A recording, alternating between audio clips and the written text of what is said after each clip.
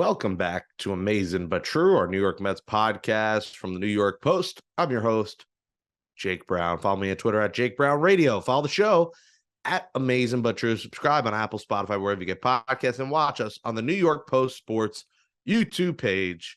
Joining us in just a minute will be Mets public address announcer, friend of the program, Colin Cosell. Yes, that is Howard Cosell's grandson. He's going to join us in a minute. The Mets take 2 out of 3 over the Cubs. Sounds like my voice is shot. It better come back for 50 Cent and the Savannah Bananas and rap at Yankee Stadium this weekend. Need a voice. But the Mets take 2 out of 3 from the Cubs. Yes, the formerly wild card leading Cubs, at least for the third spot. A good series win. Pete Alonso homers in all 3 games, 4 homers in 3 games. You know, the bullpen closed it out. It got shaky in the ninth, but it was the Phil Bickford game. Bickford cleans up the mess that Ottavino left as he struck out Ian Happ with the base loaded at the end of the game. You saw some good pitching from Peterson. You saw Senga being Senga and pitching well. A good outing from Cookie, but the offense not doing enough on Tuesday. And the Mets take 2 out of 3. They are 7 back in the wild card. So some good things from the Mets. So the bats came alive on Monday night. They did just enough on Wednesday. McNeil homered on Wednesday. You don't see a lot of McNeil home runs, just his 5th of the season. And, a nice series win. Not much else I could say about it. I mean, they're still throwing out Abraham Almonte, Rafael Ortega. Vientos now playing third as Brett Baty gets sent down. So, it was surprising that they did win a series, but it was encouraging just to see some wins at this point for a team that looks like they're tanking. And we'll talk about it with Colin Cosell. All righty, welcome back to Amazin But True. Jake Brown here with our special guest, friend of the program. I believe this is maybe his 3rd or 4th appearance. And if you're watching on the New York Post Sports YouTube page, you'll see his background. Last time he did a cool background green screen of me and Figgy, the logo. This time, I like it better because it is the view from his booth at Citi Field. He is the public address announcer for the New York Mets and splits the time with the great Marisol Castro. I can't say her name as good as she can say her name. That'd be Colin Cosell if I'm on Twitter at CosellPA. Colin, can you say Marisol Castro a little bit better than I did? Exponentially better. It's Marisol Castro. You definitely turned the Marisol into a Marisol, and I won't let her. I won't tell you said that. I think I turned it into a mariachi band is what I was trying to do. I mean, I don't know where I was going with that pronunciation. You've had some interesting ones because you got a new Met on the roster every day that even the diehard. I was like, we'll say Arauz, Jonathan Arauz. I was like, who is this guy? Like, kind of jokingly, we've hit that point in the season. The tweet blew up, but then you have the people who were like, did you watch spring training? He had at bats. I'm like, shut up. Like, I'm sorry. Like, I don't watch every spring training game. March, I'm just not locked in on spring training games. It's Rangers, it's Knicks, it's Nets, NBA, March Madness. There's a lot going on. I don't know about Jonathan Arauz. I'm sorry. I don't know Abraham Almonte. Like, congrats if you watch those. It's like, you shouldn't have a podcast if you don't know Jonathan Arauz. Like, it's like, get a life and get a grip. First off. Second off, give me because when I heard you in the stadium, I don't know why there was like a decrescendo on his last name where I thought you just gave up on the pronunciation. I know you wouldn't, you're a professional, but for some reason I didn't hear the last name. Maybe because I was drinking or something, but I just heard Jonathan. So say it for me. It's Jonathan Arauz. And when I got that text from you, it was like way after the fact. And you immediately like sent red flags going in my brain. I thought I mispronounced something. I was like, wait, what happened here? What are you talking about? And you're like, Arauz. And I'm like, oh yeah, that's a fun one. But when we get the MLB Prono list from MLB and he's on there and it says Arauz, and I'm like, well, I'm just going to go with that. So, yeah, I mean, Marisol will do a much better justice than I will, but I do keep an eye on these things. Like during spring training, I keep an eye on like who's going to be there just so it's on my radar and it's not fresh the first time I see them. But to your point, like spring training was 6, 7, 8 months ago. And post-pandemic, like the time-space continuum has been torn to shreds. So like that could have been 2018 for all I know. So yeah, you're not alone in that boat, but yeah, people got to lay off. I don't remember anything for lunch yesterday. You want me to remember Jonathan Arauz from March? Like, let's Jake, if you want to remember what you had for lunch yesterday, just go through your Twitter feed, because like every meal I feel like you have posted. I think you have equal parts like Mets news and what I'm eating right now. And I'm sitting there, I'm like, well, that looks delicious. Thanks, Jake.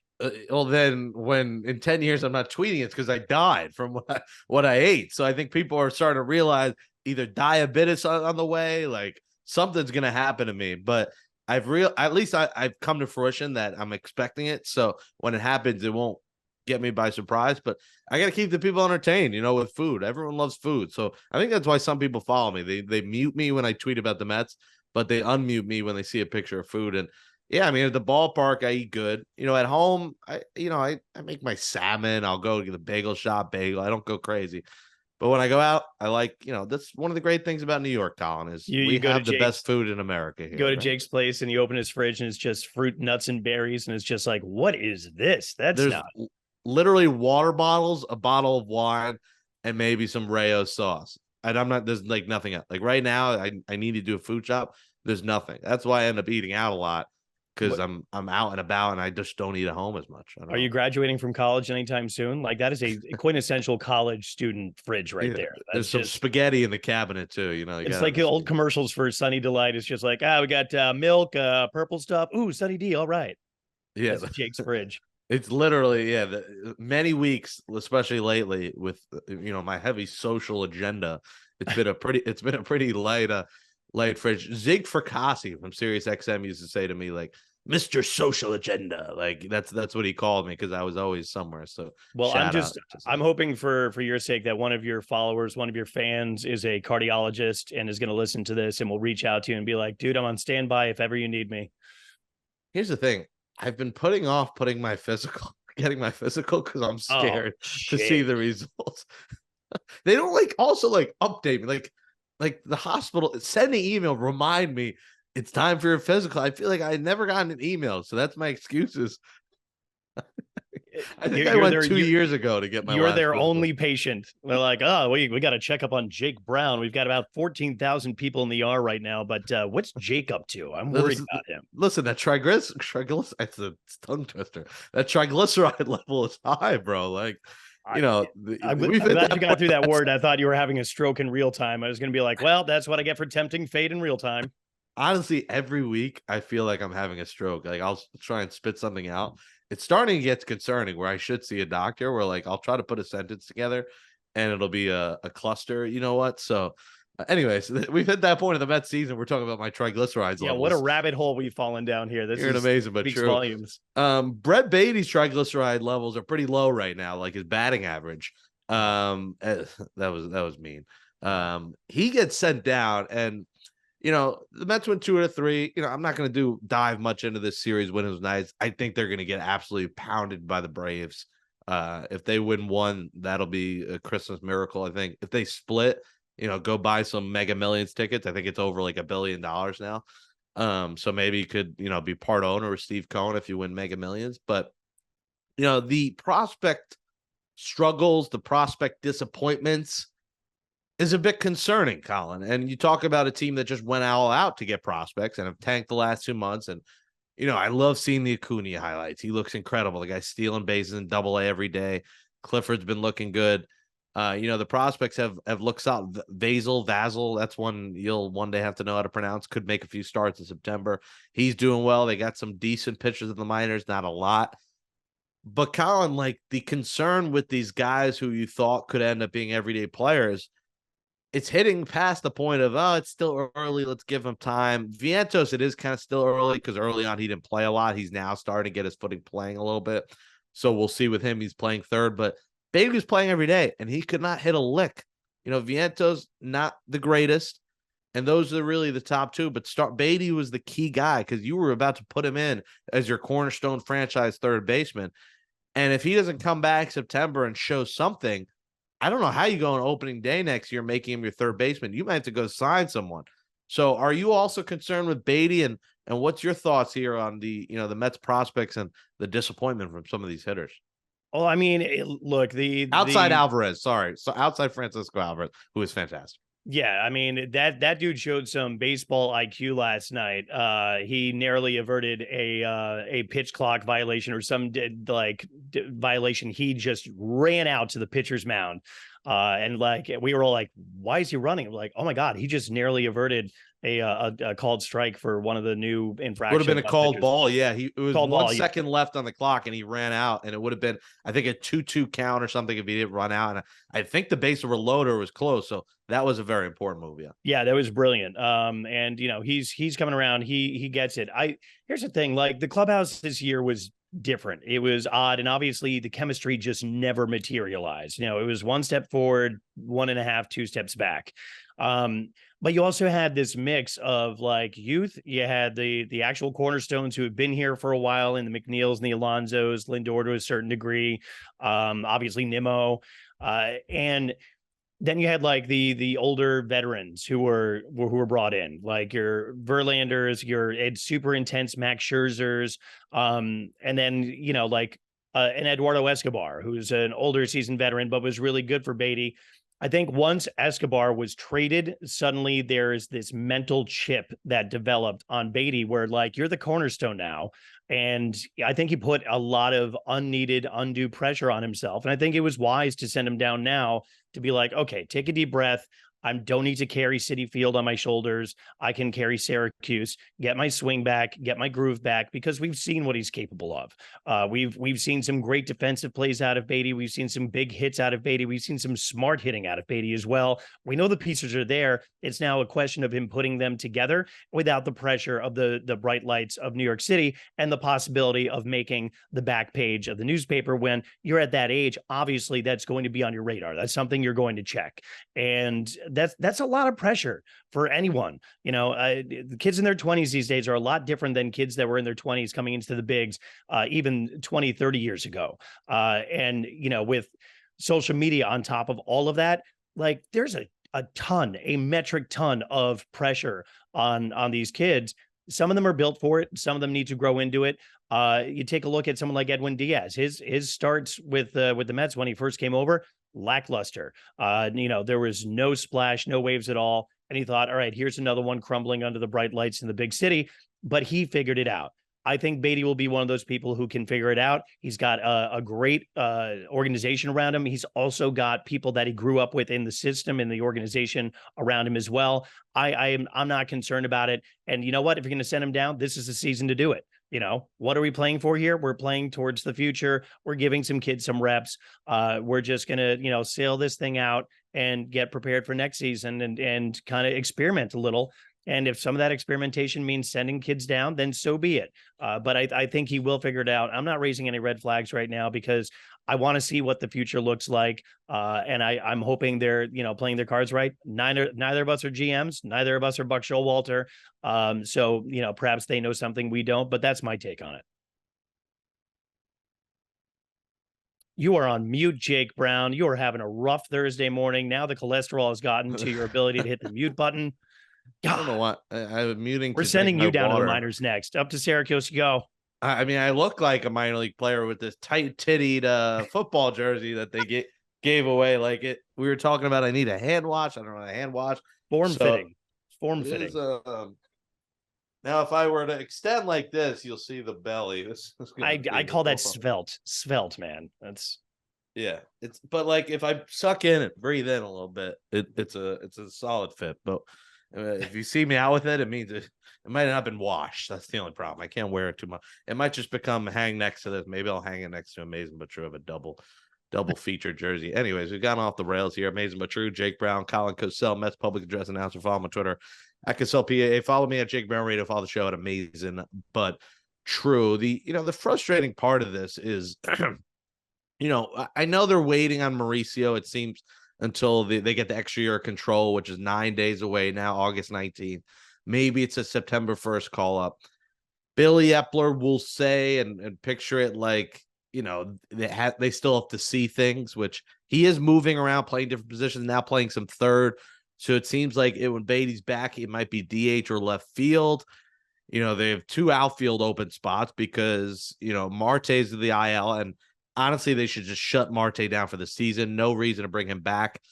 But there's outfield spots open. I'd like to see Mauricio here. I get, I hope it happens in 9 days. That's the hope. But like, the more I'm hearing, Epler say that, it's like, are they just not going to play him this year and then just use him in a trade and we'll never get to see him as a Met in the major leagues? I really hope that doesn't happen, Colin, because that's something in these last 2 months we're looking forward to, because as much as I love to say the name Jonathan Arauz, like, we're not going to games to see Arauz, Abraham Almonte, Rafael Ortega. They're cool stories, but they're 4A players and they're not part of the Mets' future. And like, part of these 2 months and the tank is about seeing the future young talent of this team. And now that Baty's we're really just seeing Vientos. We're seeing Alvarez, but we've seen him all year. We know he's the guy, but we're just seeing really Vientos besides Alvarez. And it's just kind of annoying to me. I don't know if you're a little annoyed by it, by seeing these, career minor leaguers versus seeing potential future major leaguers. Well, I mean, there those potential major leaguers we're going to see in 9 days. We're going to be seeing plenty of them in September. I believe Mauricio is going to be a part of that equation as well. When you take a look at, the filler material is what I guess you can call the Ortegas, the Almontes, the Arauzes of the world right now. Listen, there's a game plan there, and there's things that we don't know behind the scenes. Like, I remember when everyone was chomping at the bit to bring up Pete Alonso when he was absolutely like just raking it in Vegas. And, I turned to my boss and I said, why aren't we bringing this kid up? And he said, point blank, there's something they see that we don't. There's a reason he's not here yet. You'll probably see him in spring training, and then he earned his way on, obviously that next year.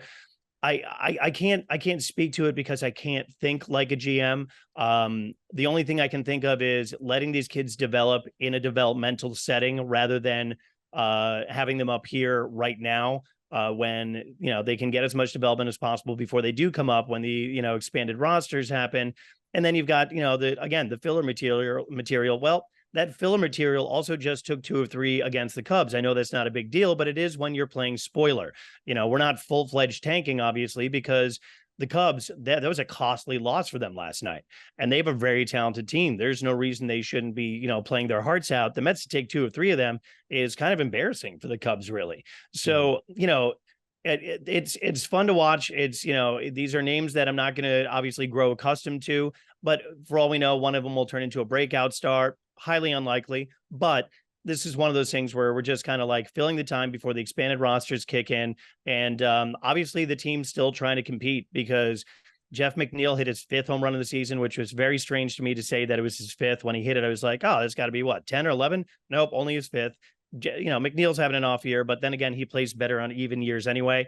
But all that aside, this is what it is. It's stopgap until we get to the expanded roster. And I made my peace with all of it. When I realized that we were full-fledged sellers at the trade deadline, it was just like, okay, I'm not going to put any sort of blood, sweat, or tears into the team doing well. I'm just going to trust the system, and I will hand it to Billy Upler. He probably saved his job by doing so, but he did a masterful job at the trade deadline, bolstering our farm system and making it one of the top 3 in the majors. I mean, maybe the top 5 because the Rays are always there and the Orioles and what have you. But I'm not taking any of this with any weight, and maybe it's different for me this year. Having a 4-month-old, because I'm like, well, the bigger picture changes now that I have a baby, and it does. I don't mean to say that so flippantly, but at the end of the day, I'm like, win or lose, I'm still going to come home. My little girl is going to be so happy to see me and give me this big smile,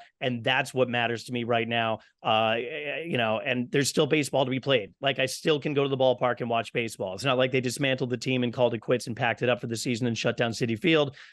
I'm at peace with everything right now. I want to see where the future is going, because at the end of the day, in Steve, I trust.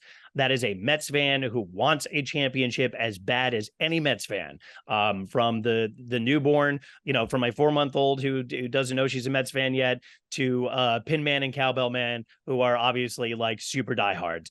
We all want a championship. Steve wants it just as badly. I'm trusting in Steve Cohen.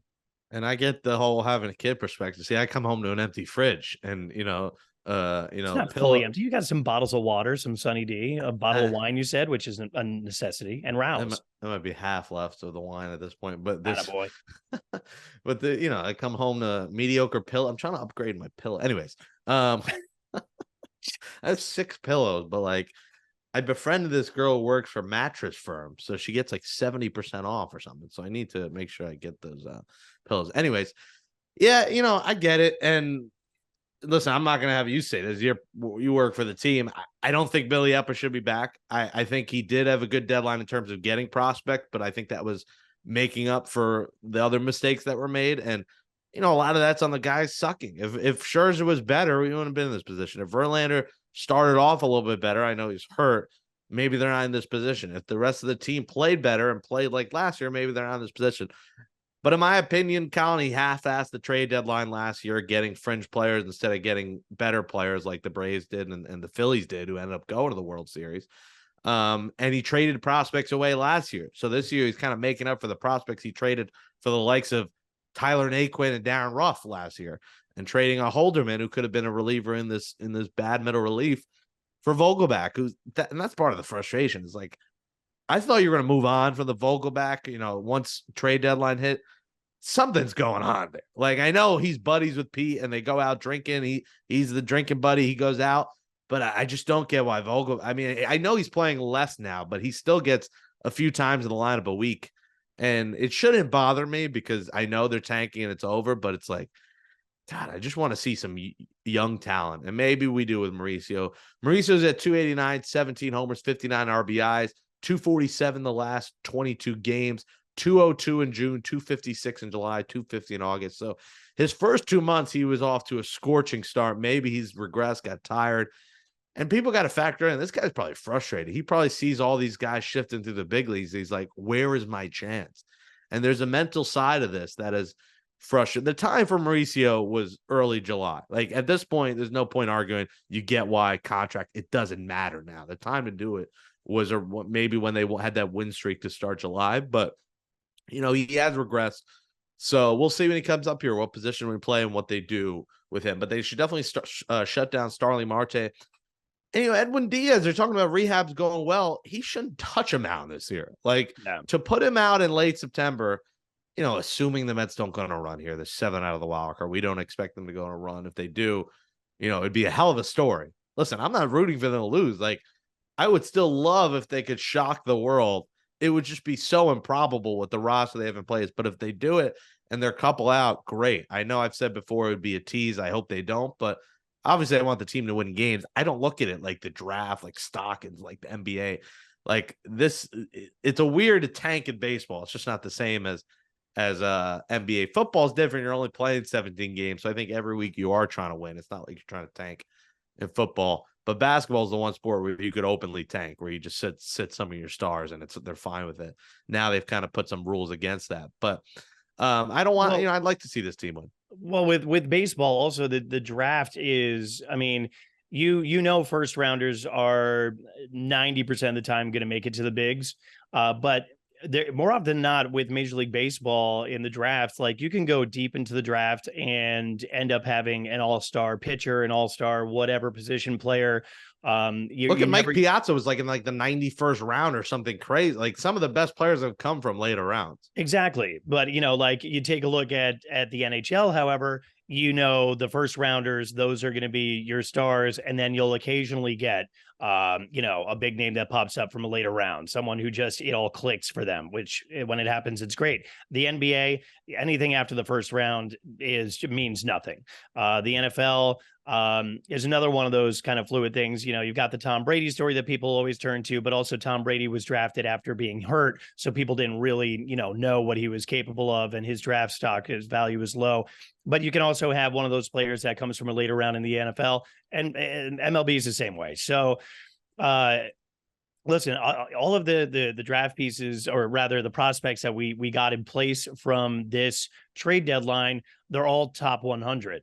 So they're all going to be, they all have a real solid chance of making it to the bigs. In terms of, Ronny Mauricio, look, I watched him. I watched Alvarez. I watched Baty. I watched Bryce Montes de Oca. I've seen all these guys when I would, fill in occasionally in Brooklyn. And I'm like, wow, these guys seem like they're ways away from making it to the bigs. And then the off-season work, you don't know exactly what they're putting into it. And then they take it to that next level. Like, I didn't expect to see Alvarez this soon. I didn't expect to see Baty this soon. So whatever it is that's going on with Mauricio, again, this is one of those things, like whatever's going on behind the scenes, whatever the scouts, whatever the analytics people are seeing there that we're not seeing, they're seeing something with Mauricio. And granted, yeah, you bring him up when he's hot and see if that translates to the bigs. But again, still, they saw something with him. In terms of Verlander and Scherzer, they didn't live up to stuff. However, we sold high. They both were pitching the best they'd pitched all season when the trade deadline came around. And I think that's kind of bearing the lead there by a lot of the news outlets, because that was a perfect opportunity to sell. They're both pitching well. That means you're going to get a higher return on them. That was kind of serendipitous. If you're going to call it a season, you're going to sell 2 future Hall of Famers, 2 Cy Young Award winners, 2 world champions, at the peak of whatever this season may be, lackluster as it may be, you're still getting a great return on them. So I think I addressed everything except for what's in your fridge. Exactly. Yeah. Listen, I hope these guys pan out, man, because prospects, I don't really like to say they're a lottery ticket. I know everyone likes to say lottery ticket, because lottery ticket is a lot more of a crapshoot than a prospect. But, you just never know with them. And we've seen many prospects come here and disappoint. And we hope that's not the case with some of these young guys. Give me 1 second. And this weekend, the Mets will take on the Braves in Atlanta for 4. Friday is fireworks night. Saturday is the split admission doubleheader, which is just blasphemy. The first game is the husband of this. It is the Mr. Met RoboKnit Doll. So now you could have 2 horror movies sitting next to you at bed at night, or wherever you put these on your desk. Me just putting them up to here. I mean, this is like giving away this to children seems like the wrong message. Like, her eyes, it is scary. Like, these are demon eyes, Colin. Like, I don't know if this is something you're gonna. You said your baby's 4 months. Eloise is 4 months. Is this something you'd be like, here, do you want to play with this RoboKnit doll? I mean, she's at the age where she's thank you for haunting my dreams. She's at that age where, like, nothing really scares her except for loud noises. And even then, that was good. Now we found your Halloween costume, by the way. Just got to enlarge that a little bit. Yeah, no, I mean, look, I don't know what goes into the giveaways. I don't even know what the RoboKnit thing was. I saw it and I was just like, obviously that's something that's like past my age. I don't get it. I don't know, man. But listen, we had 37,000 fans in attendance last night, and it wasn't 37. Wow. Yeah, that's what they clocked it at. And I pegged it too. I've gotten very good at pegging exactly what the amount's going to be. I said I do that too. I love like looking around and seeing, all right, these sections are empty. That's 3,000 seats, blah, blah, blah. And I'll do the math in my head. It did look crowded. I didn't see fully up top. Me, bougie down low. I the top left, the wind's blowing too much up there. But it did look like over 30. But the thing is, and this is the mystery, is 15,000. Like, what happened to the first 25,000 fan giveaway? I thought with Cohen it would be a lock that they'd have more of them. I thought that was more a Wilpon thing. 15,000. You had what, 20,000 plus people that didn't get a jersey, and now are going to go on eBay. Maybe I'm going to sell a podcast game used jersey on eBay. How much I could get for this thing? Maybe that's part of the everyone was like, where do I get it? How do I get it? How do I get it? So maybe that's part of the ploy. Maybe it's an opportunity for fans to make an extra buck. But there's been a lot more giveaways. So maybe you're stretching it out a little bit more. And we started doing giveaways on weekdays, which is something new as well. So yeah. I think it's just kind of like leveling out the numbers. I mean, at the end of the day, our owner is a businessman, and a very successful one at that, obviously. The Mets for him is a brand new business. This is a brand new, toy, so to speak. and he's still figuring it out. It's not like he figured out hedge funds on day one. So I think that goes for building a team for the future, getting that championship. I think that also goes to the nuts and bolts and the subtle nuances and logistics of running a team, and bringing fans into the stadium. And if that means more giveaways, but at smaller amounts of people, maybe that brings also people to the ballpark more. People are going to be clamoring like, I got to get there first. And with regards to the total attendance last night, I always look to left center field, like the nosebleeds, the 500s on up. And that's where I start like making, waging my guess on the total attendance. But there's also the fans that just show up because they want the giveaway and then they leave. Like they'll buy a cheap nosebleed seat, get there early, get the giveaway, and then to your point, put it on eBay.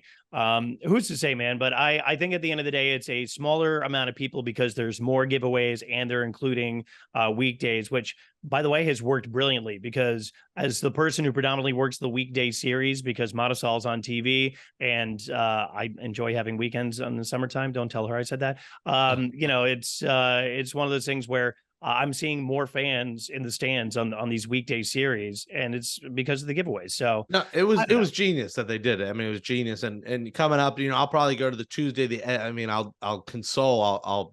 I'll play my taps on my way to the stadium when I get my Edwin Diaz trumpet bobblehead next Tuesday, the Friday the 25th. So if that game is a rain delay, I will be co-hosting Figgy Show on Pix 11 with him. So you'll get Amazin But True on television on Pix 11, and it'll probably be on at the ballpark because the game's on Pix 11. So I'll do my rain dance Thursday night, the 24th, and hope that Ohtani's trip to Queens is delayed at least 30 minutes so I could get some FaceTime on Pix 11. So you got that ghost fork ball. I'm gonna have to have someone get me that because that thing looks kind of cool. Your corduroy hat you have. You have the Bartolo Colon big sexy long sleeve t-shirt, which has to be an XL. Like they need to make an exception and make sure Bartolo Day is extra large and not large. I kind of want the Buck Showalter inspired windbreakers, cool Mets cross body bag. So some good promotions left in the season. All right, to recap the show so far: 1, Brett Baty sent down. 2, please shut down Starling Marte. 3, do not pitch Edwin Diaz again this year. 4, Mets Braves this weekend. Enjoy the 4-game series there. 5, Luis Angel Acuna stealing bases. He's 194 in 8 games so far, but he has 4 steals. And that's pretty much the rundown. Danny Mendick hit his first Mets homer the other night. I mean, how many more times am I going to say Danny Mendick's name? I've said it way too many times on this show already. And the Mets take 2 out of 3 from the Cubs, and they're 7 back in the wild card. All right. It is the final show for intern Nick Guzman as he wraps up his internship officially tomorrow on Friday. So, Colin, if you'd like to join in, he's going to give us some Mets trivia. So he's going to start by giving it to you, and if you don't know it, I'll try and get it. I have no idea what these questions are, so these are in his own Google Doc. And so intern Nick Guzman out of WFUV Radio. What's your first question? Hand it to Colin. So these kind of range from normal to a little more niche. So we'll start with a normal question. Can you name the 5 Mets with the most home runs in Citi Field history? Ooh, 5 Mets with the most home runs in Citi Field history. Do we do half and half, or you want to try all 5 solo? And then if you don't get I mean, I got to throw Alonso in there. That's one. Yeah. Oh man, that's a good one. Because I immediately you gravitate towards like Mets like home run hitters, and I'm like, well, you're not throwing Piazza in that list. we could collaborate on this if you want me to join in here. Yeah, jump in. All right, I'll say Lucas Duda. Yes, that's number 2. That's a good one. Okay, so that's 2. Alonso Duda. All right, for 40% of the way there. 3 more. Alonso Duda. Gosh, it's gonna be like a random one in there. Yeah, it's gonna be one like super annoying.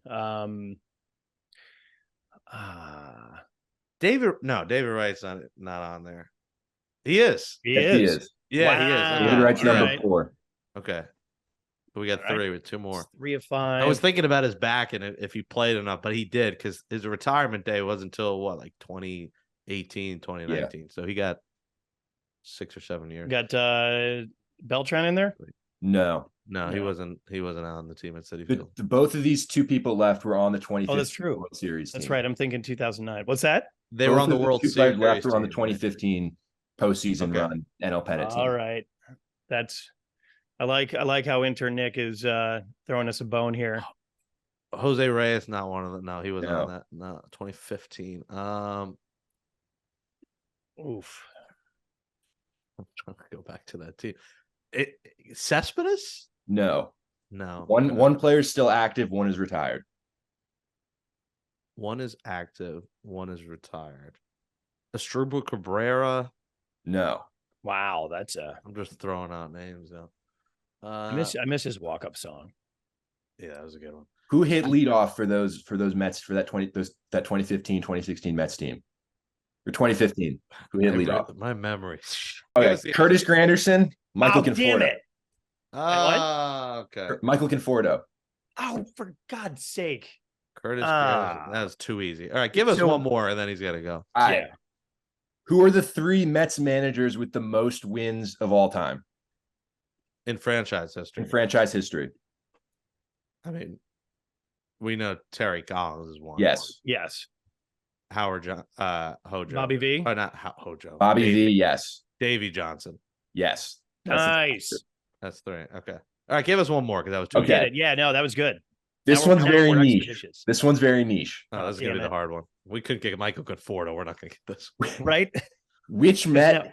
Because now Rafael Ortegas is wearing 30 and it's throwing me off. What's that? Sorry. You guys ready? Yeah. Which Met hit a grand slam on opening day in 2013 versus the San Diego Padres? He was an outfielder. 2013 grand slam. He's like an obscure player, right? Very obscure Met. It's not like Eric Valent or no, but kind of in the same realm of player. What's the first letter? They both his first name and last name both start with the letter C. Oh, grand slam. I was afraid you were going to say that. I'm like, what's the second letter? Colin Cowgill. Colin Cowgill. Oh, well played. Nailed it. Hearts might have gave me a clue on that one in the chat. How does Hearts know? Yeah, he's a Yankee fan. He knows his Colin Cowgill, I guess. Any Colin in baseball, I'm a fan of. Colin Cosell is a friend of ours. At Cosell PA, you hear him on the Mets public address announcing, and he does a great job pronouncing Jonathan Arauz. Colin, thanks for coming on. Jake, thanks for having me. See that cardiologist, and I don't care what anyone says. We've got baseball left. Let's go Mets. Let's go Mets. Great stuff there from my buddy Colin Cosell, who always does a good job at Citi Field and can't mess up those pronunciations. You got family listening, because that wraps up episode 170 of Amazin But True, a New York Mets podcast from the New York Post. Thanks to Andrew Hartz for helping produce the show. And thank you, Nick Guzman, for helping us over this summer. Did you learn anything? Did you... we taught you anything, but did you enjoy? Did you grow as a professional by working here at the New York Post? I think I definitely grew as a professional. I very much enjoyed working with you guys. Thanks so much for being so nice to me and so cool to work for. Thanks to Figgy too for being so nice. It's been a great summer. I really feel like it flies by. I feel like I just started. It's really like 2 months is not long enough. I don't go back to school until like August 30th. I'm just going to be hanging around for like 20 I'm going to ask for an extension. What's going on here? When, of course, we get swamped come September. So you got the light part of the schedule. You have an experience with me and Hearts, the fall that really falls down on us, where there's 8 episodes we're doing in a 4-day span. And, people behind the scenes that don't know, it's a 6 to 8 hour production for each. You got an episode article, you got to edit it, you got to do the video goes up that Hearts puts up, you got social clips, you got promo emails, you got to work with sponsors. There's a lot of different layers to this. So Nick, good luck at Fordham. What do you got? Another year? 2 years, going to my junior year. 2 years to go, and we'll see you in the broadcasting sphere very soon. And we will see you guys on Monday. Really, Sunday is Sunday Night Baseball. I'm so shocked by it because the Mets are so bad. Why the hell is Sunday night? They expect the Mets Braves divisional game rivalry. Well, it's going to be the Braves probably scoring 10 runs every day. So that's Sunday night. So we'll be back Monday morning, potentially with Ed Kranepool, just working on a time with Eddie Kranepool's promoting a book. And, he is, a legendary lifetime Met. So you got to have Kranepool on again. So me and Figgy will be back on Monday. You'll get Figgy back after his week away. Enjoy the weekend series. Enjoy the games at Citi Field. And we'll close it like we used to do since the Mets won 2 out of 3 with a let's go Mets.